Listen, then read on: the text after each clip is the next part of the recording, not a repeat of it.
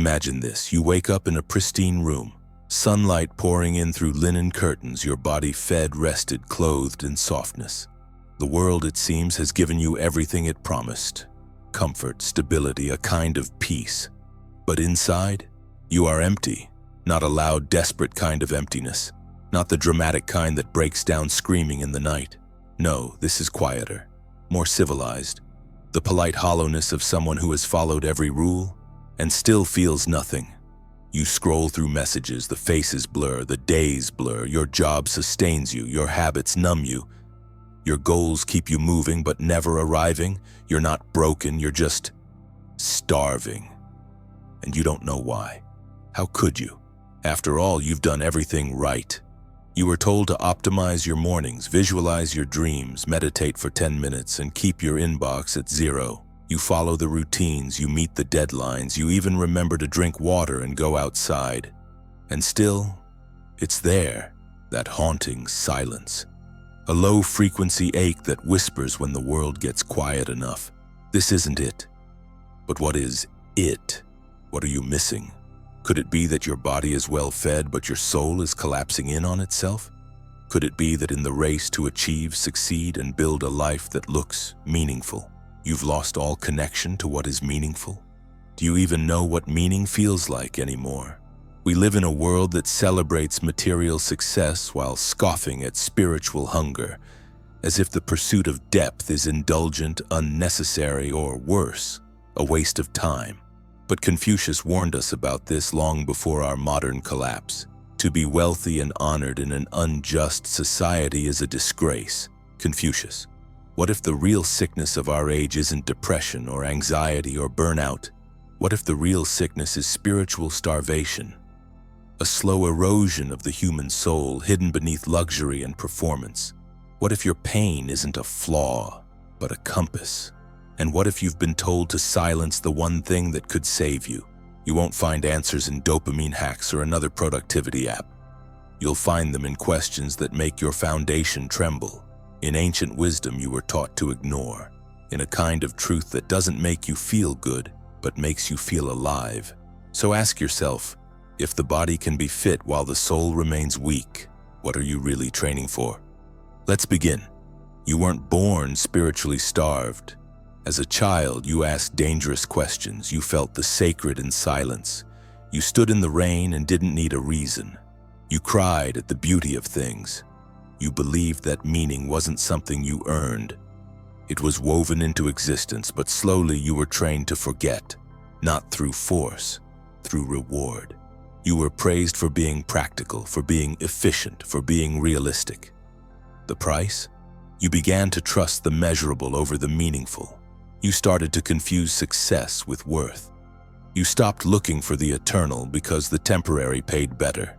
This is the beginning of spiritual starvation. Confucius saw it coming over 2,000 years ago. He lived in a time of chaos, where kingdoms fell, leaders turned corrupt, and citizens forgot the rituals that once tethered their lives to something sacred. His mission wasn't to teach people how to pray. It was to remind them how to live, and more importantly, how to live in harmony with the Tao, the moral order of the universe. When we see men of a contrary character, we should turn inwards and examine ourselves. Confucius. You see, Confucius believed spiritual hunger comes from forgetting your place in the moral cosmos, living out of alignment with virtue, ritual, and reverence. He didn't define spirituality in terms of mysticism. He defined it through right relationship, to family, to society, to self. And when those relationships collapse into performance, manipulation, and ego, your soul begins to wither. But it's not just Confucius who warned us. Carl Jung described a similar decay in modern man. He believed we suffer not from a lack of science or medicine, but from a crisis of meaning. People will do anything, no matter how absurd, in order to avoid facing their own souls. Carl Jung. We work 12-hour days. We drown in distraction. We inject ourselves with affirmations, routines, and goals, hoping it will fill the void. But a starving soul cannot be healed with habits. Because the issue isn't efficiency, it's exile. You have been exiled from your inner world, from your deepest values, from what the Stoics called logos, the rational order of the universe and your place in it.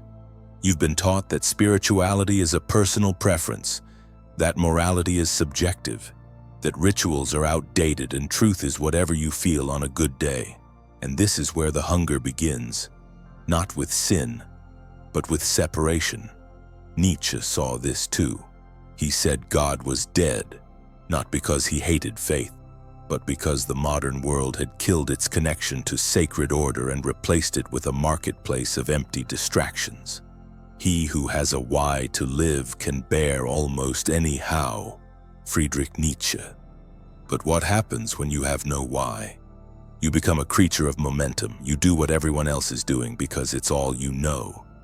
You chase achievement, applause, and appearances, and call it a life. You feel hungry, so you consume. You feel lonely, so you scroll. You feel lost, so you mimic.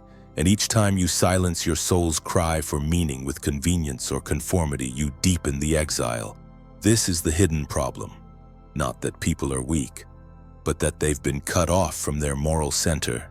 We live in a world where fame is a virtue and character is optional, where ancient wisdom is mocked, while momentary pleasure is glorified, where personal truth is marketed, but universal truth is ignored. Seneca warned us of this slow decay. While we are postponing, life speeds by. We tell ourselves we'll seek purpose once we retire, once we have more time, once we finish this next project or escape this current crisis. But the soul doesn't wait. It dies quietly under the weight of neglected truths. So how do you know if you're spiritually starving? It doesn't look like religious doubt. It doesn't look like poverty or chaos. It looks like success without joy. It looks like constant motion with no arrival.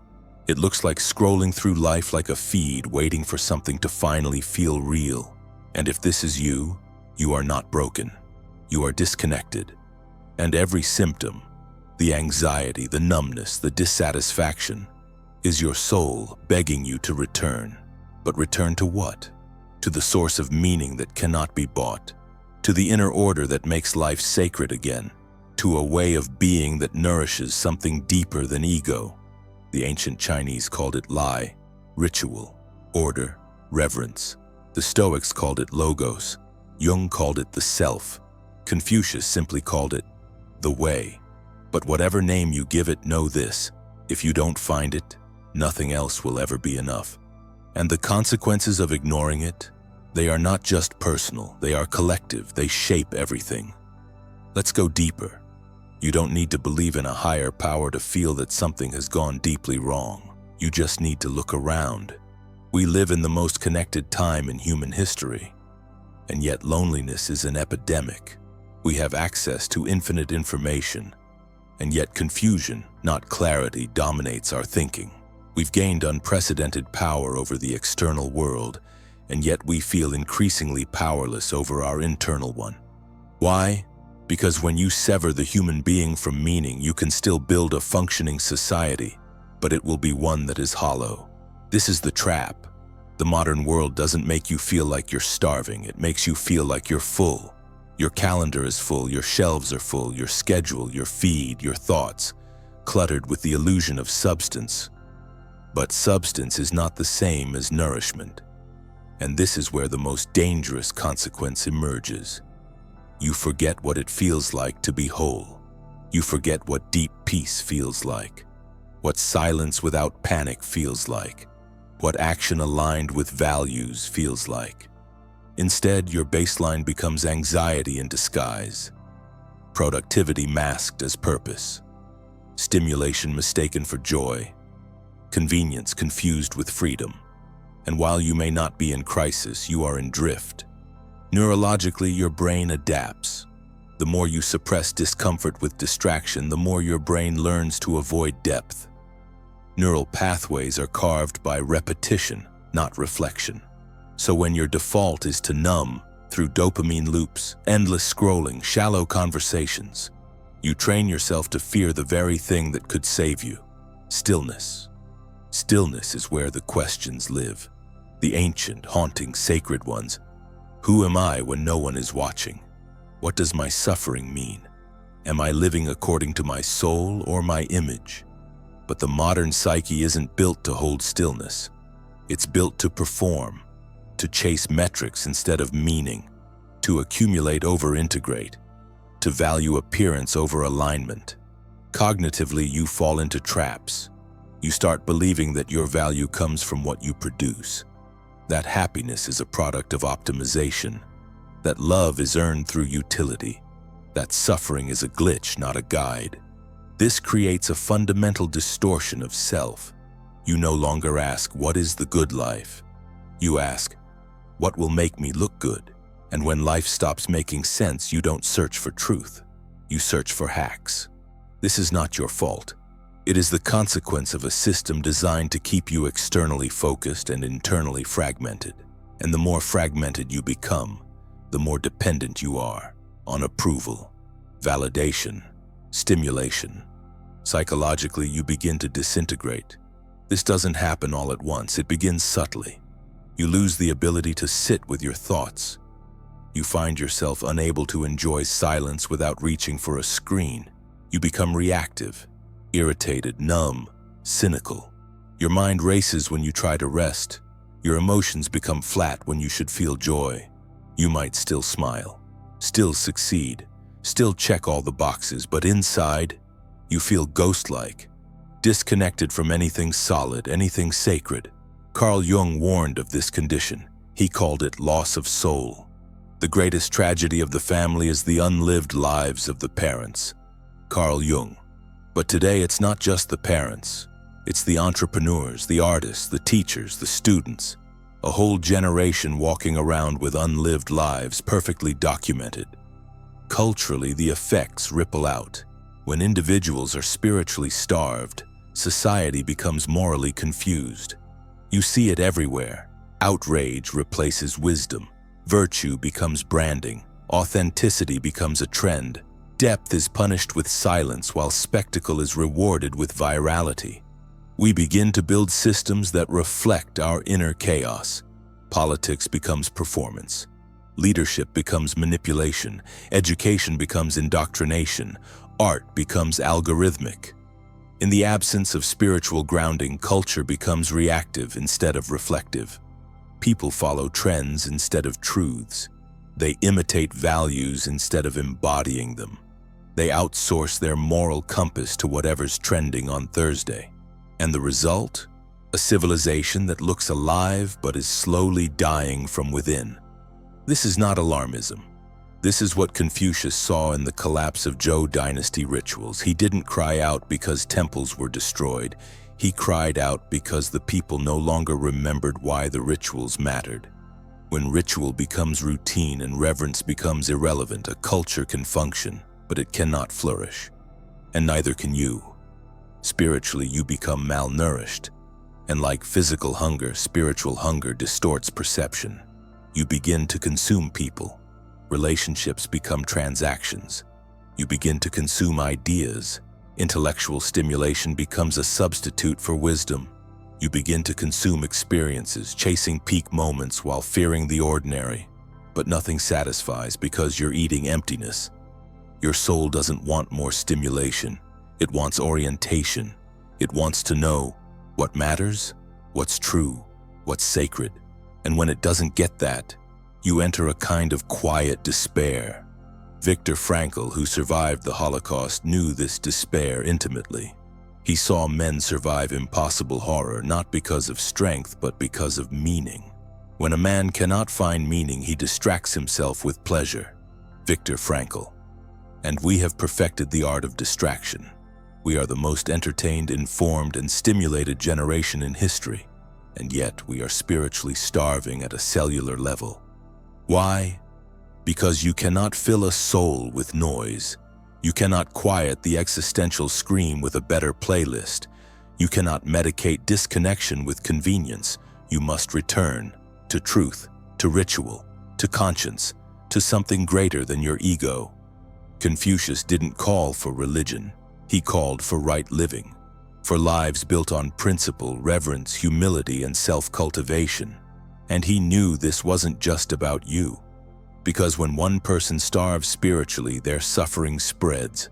A father who lacks depth passes on insecurity. A leader who lacks virtue builds toxic systems. A society that lacks soul builds prisons, not sanctuaries. This is why spiritual hunger is the most dangerous hunger of all. It doesn't just starve you, it starves the world through you. So now the question becomes urgent. How do you break free? How do you stop consuming and start remembering? How do you feed the part of you that's been ignored for so long it barely knows how to ask for more? The answer isn't a three-step plan, it's a rebellion. And it begins with one decision: to stop pretending you're full and start feeding what's real. Let's be clear. You won't meditate your way out of spiritual starvation. You won't optimize your morning routine into meaning. You won't silence your existential ache with podcasts, journaling apps, or oat milk affirmations. Because what you're dealing with isn't a lack of information. It's a lack of orientation. Orientation to what? To the sacred, to principle, to what Confucius called the way. And returning to the way is not a trend. It's a rebellion. Start here. Refuse the performance. For one day, refuse to be a brand. Refuse to chase applause. Refuse to perform your personality for likes, compliments, or attention. Sit in your own skin and ask, who am I when no one is watching? This single question can dismantle decades of false identity. Because the lie you've been sold is that the real you is something you build. But Confucius, Jung, and Frankl all knew, the real you is something you uncover. You don't need to create meaning. You need to clear space for it to return. Second, reclaim the ritual, not religion. Ritual. Ritual is rhythm with reverence. It's the difference between drinking tea and honoring stillness through tea, between speaking kindly and cultivating virtue through your words, between walking through nature and returning to the sacred in silence. Confucius taught that ritual, Li, wasn't about superstition. It was about realigning with order.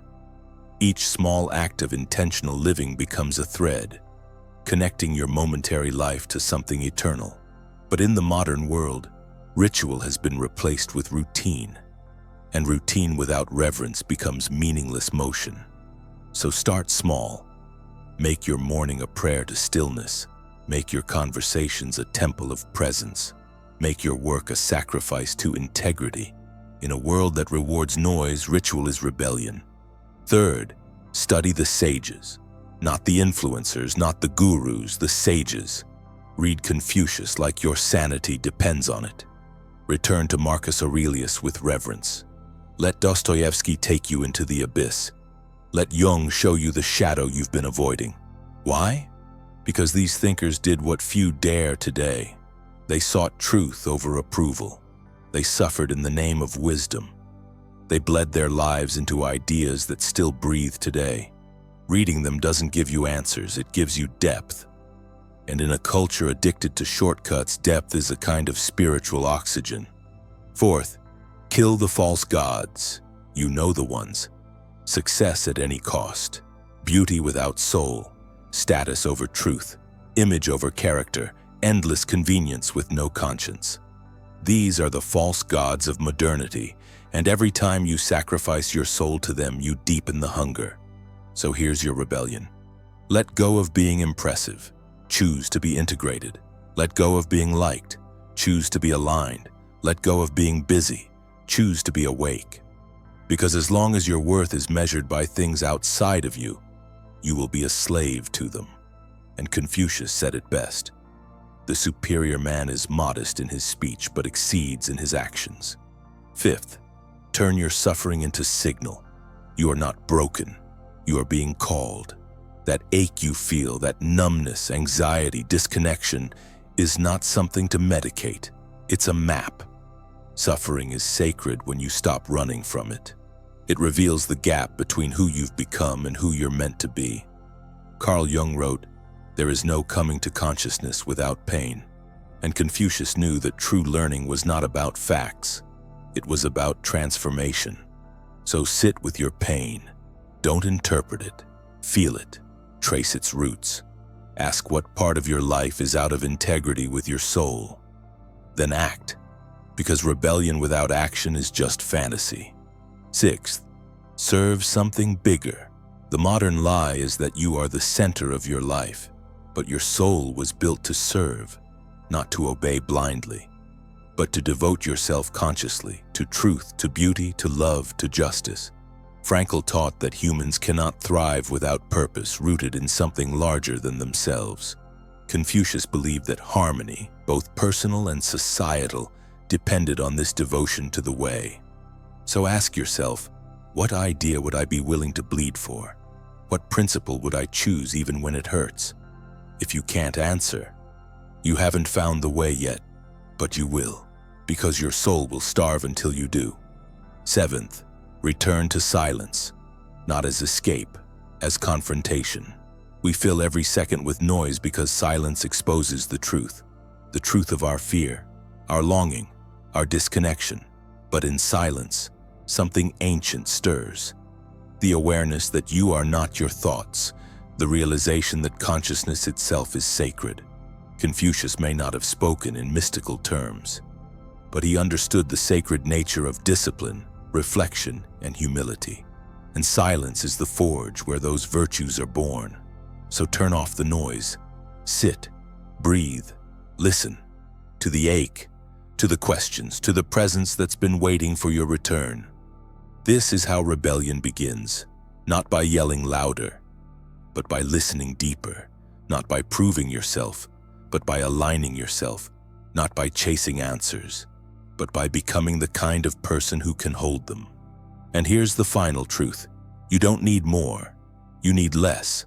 Less noise, less pretending, less striving for things that won't matter on your deathbed. Confucius didn't become wise by adding more to his life. He became wise by removing what made him hollow. He cultivated himself like a garden, pulling weeds of ego, watering seeds of virtue, pruning what didn't belong. You can do the same, not tomorrow, now, because you are already starving, and the feast doesn't arrive through accident. It arrives when you finally stop feeding yourself illusions and start living in alignment with the soul's design. And if you do that, if you dare return to the way, you won't just be less anxious, you'll be unshakable. The final truth is this: you are not starving by accident. You are starving because you've been trained to reject the very thing that could feed you, trained to distrust stillness, trained to fear discipline, trained to laugh at sacredness, trained to worship what is loud, fast, and shallow. You were born into a world that promised you freedom, but gave you addiction, promised you progress, but gave you rootlessness, promised you identity, but gave you illusion. And so you wander, endlessly chasing meaning like a mirage, never realizing that it's not somewhere out there. It's been in you all along. You were not meant to drift. You were meant to orient. The ancient Chinese word for virtue that Confucius used, di, does not simply mean goodness, it means moral power. The force of integrity that radiates from a person who walks in alignment with the way. Confucius believed that when one person cultivated this inner alignment, it transformed the world around them. To put the world in order, we must first put the nation in order. To put the nation in order, we must first put the family in order. To put the family in order, we must first cultivate our personal life. We must first set our hearts right. Confucius. But today, we want to change the world before we've even met ourselves. We want to heal others while hiding from our own shadows. We want impact without integrity. We want platforms without principles. We want to be seen without seeing what we've become. This is the sickness of the modern soul. Not evil, not weakness, but disorientation. We've built skyscrapers taller than cathedrals but lost sight of the stars. We've turned sacred wisdom into self-help quotes. We've traded the way for a Wi-Fi signal. And now, after everything, do you finally feel it? That quiet grief beneath the noise? That ache you couldn't name? It was never depression, it was disconnection from the eternal. The truth Confucius knew is both terrifying and liberating. You are the altar and the priest. You are the fire and the offering. You are the lost and the path home. There is no savior coming. There is no system that will fix you. There is no algorithm that will feed your soul. Only the return, the quiet, unglamorous, defiant return to simplicity, to virtue, to order, to awe. And here's the paradox: when you stop chasing what the world rewards, you begin to radiate what the world needs most. Not your image, not your cleverness, but your presence. A presence built from self-cultivation, from inner alignment, from remembering who you were before the world told you what to be. You see, the sages never promised you comfort. They promised you truth. And truth, it will humble you, strip you, break your illusions, demand your life, but it will also make you free. And once you taste that freedom, not the freedom to indulge, but the freedom to align, you will never go back to your old hungers. You'll see the scroll not as stimulation, but as slavery. You'll see the applause not as affirmation, but as addiction. You'll see the path not as something you find, but something you become. Because the way is not a place. It's a posture of the soul. So now the question isn't, how do I stop starving? The question is, what am I willing to sacrifice to be whole again? Your ego, your speed, your need to be right, your addiction to being liked. You must decide. Because the way doesn't force itself on you. It waits, silently, patiently, like an old friend by the fire. It never left. You did. And the moment you decide to return, the moment you begin living as if the sacred still matters, you will feel something shift. The hunger will remain, yes, but it will become holy. Not a craving, but a calling. A reminder that you are not just a mind in a marketplace. You are a soul in a story older than memory. Let this be the moment you stop playing small. Let this be the moment you remember.